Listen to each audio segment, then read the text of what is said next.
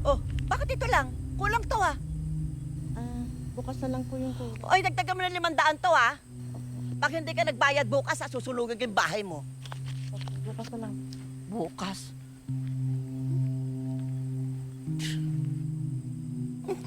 Hoy! Hoy, Jonah! Oh, Tumayo ka dyan! Ano ginagawa mo Ano? dyan? Ha? di ba nakikita nagpapahinga ako? Wow! Nagpapahinga ka? Ha?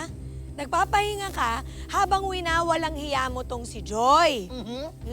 Anong pinagsasasabi mo? Grabe ka na talaga, Chona. Nangalkal ka pa talaga ng basura. Ano ba pinagsasasabi mong basura? Di mo alam. Ito, ang baho, di ba? Oh, ayan! Oh!